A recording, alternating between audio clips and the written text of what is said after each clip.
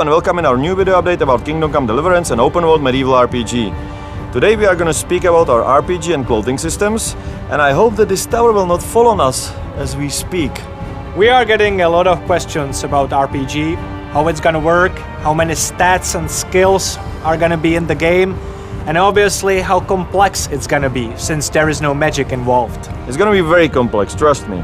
And let Victor, our lead designer, tell you more about it now.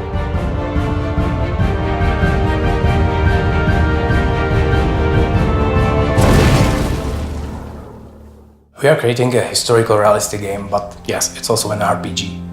And RPG elements are very important for your gameplay experience. First of all, we want to let you play any way you want.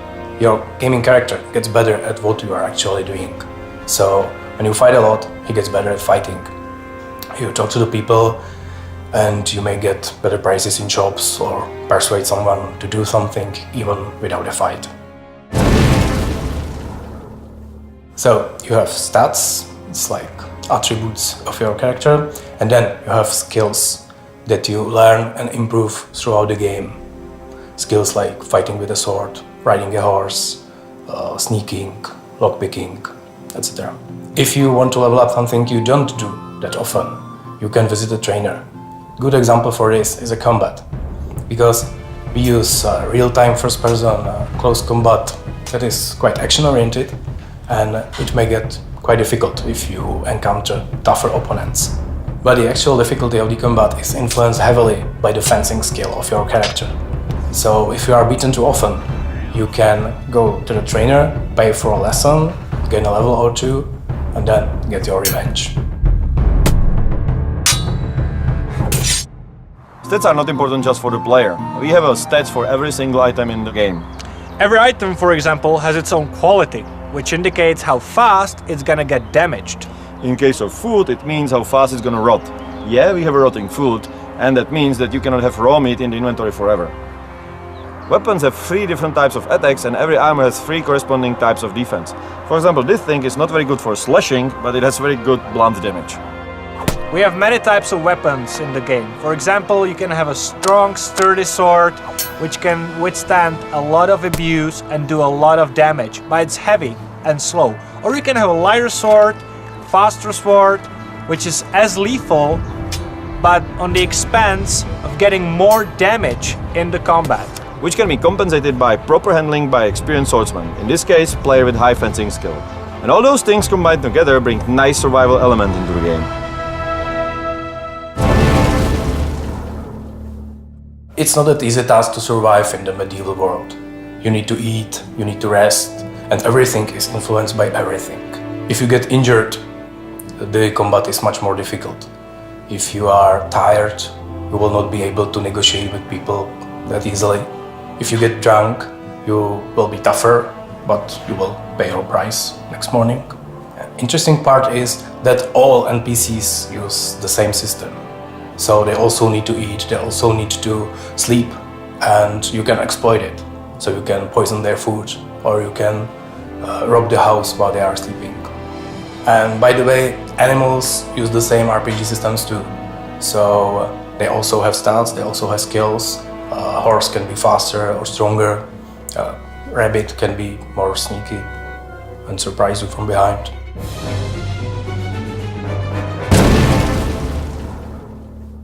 Important part of every RPG is its character customization. And I dare to say that in Kingdom Come Deliverance we have one of the most complex and sophisticated clothing systems ever created for a game. We have 4 layers of clothes on the character and 20 slots for armor, weapons and accessories, which gives us almost unlimited options of character customization and thousands of combinations. We are trying to be as realistic as possible, so first I studied how actual armor looks and works. And I realized that it's very different than in most games.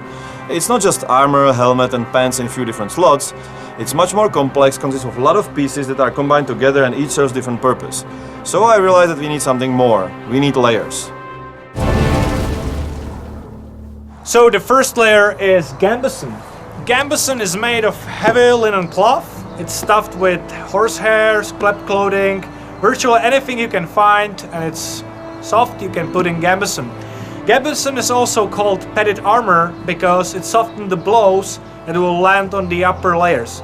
You can wear it solo, as often not rich soldiers did, but you can also don other layers upon it. Having a squire is definitely an advantage in the Middle Ages. So second layer is chainmail.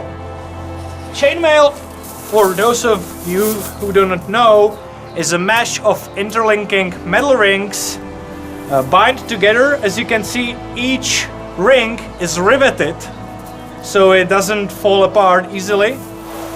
And this is quite heavy to lift just in arms, but if you put it on your body, the weight distributes evenly, so it feels lighter.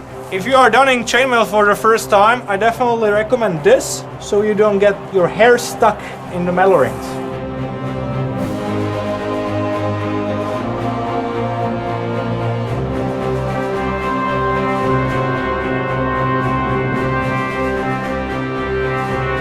And finally, you have your plate armor, which consists of different parts, various shapes and sizes, serving different purposes, protecting different parts of the body. I only have some parts here because the full armor is pretty expensive and heavy. So this is a chest plate, and then I have a pair of counters which will come at my elbows later. And plate armor was really the symbol of knighthood, as it was the most expensive armor you can get, and the shiniest, obviously.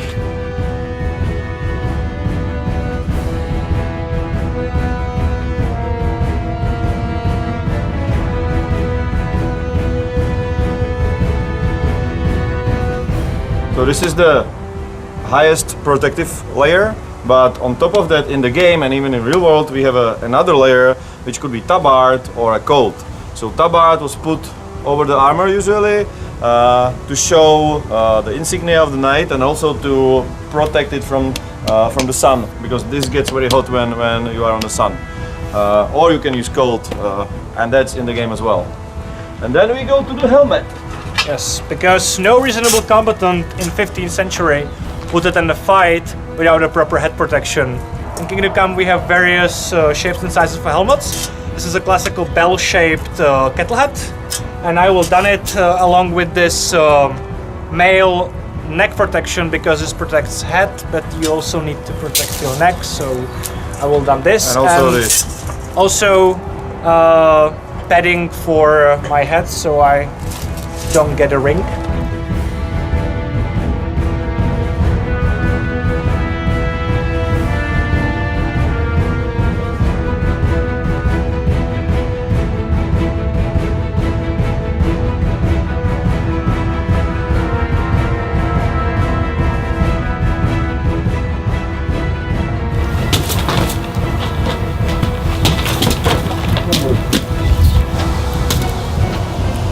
Now the funny part starts. We have to put it down.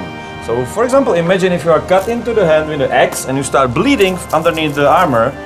You had to put it down, and it takes forever, and you can do it alone, so you will die.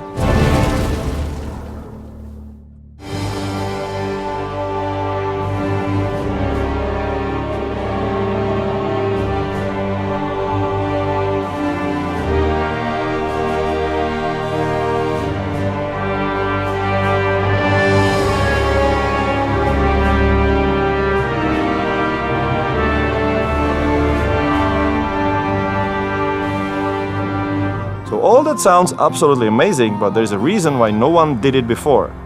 It wasn't possible.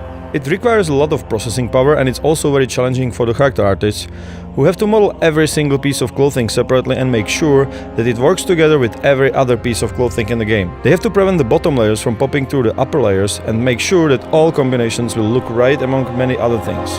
Our engineers and character artists rose to the challenge, and the result is very unique.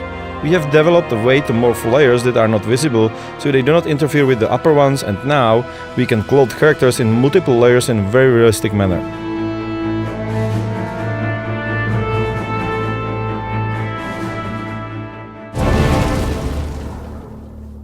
We also have a system for damage and dirt.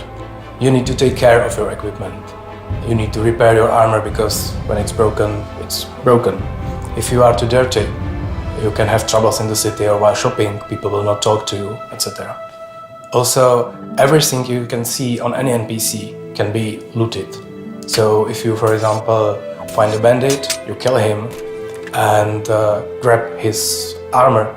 You can go to the bandit camp, and if you are convincing enough, they may think you are bandit too, and they will not attack you, and you can finish the quest some unusual way.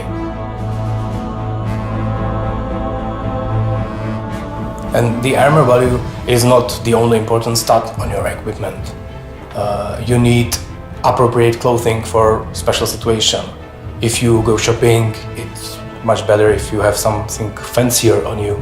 If you want to get some information from a beggar, it's much better to dress as a beggar and he will talk to you. We want to create a believable medieval world, and the RPG system is not against it, it's there to support it. So, that's our RPG and character customization system. I hope you like it. If you do, you can still pledge for the game on our website and play the beta. Thank you very much for watching, and see you soon.